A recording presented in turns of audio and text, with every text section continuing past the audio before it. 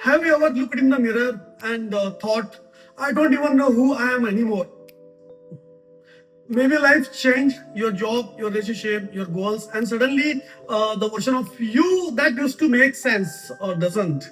The feeling, that confusion, that's an identity crisis, and it happens more of us than you think.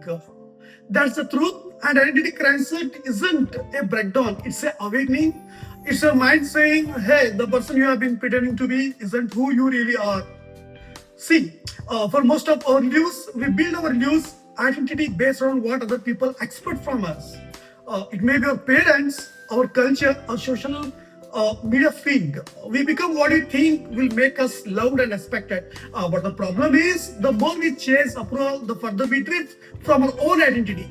That's why uh, you can achieve everything. That's why, you can achieve everything you thought you wanted, the job, the relationship, the lifestyle, and still feel empty inside because you build a life that looked good but didn't feel right. So, how do you find the true identity again? Here are steps here. Step one: pause the noise. You can't hear your own voice when everything else is louder.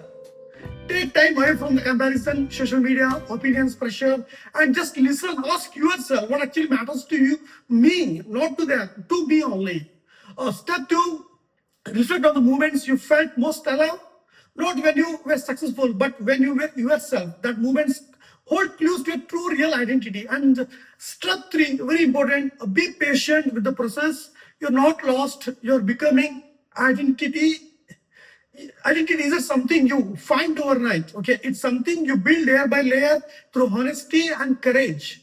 So if you are in that space or where nothing makes sense, breathe. You're not broken, you're evolving, and maybe for the first time you're finally meeting the real you. Thank you.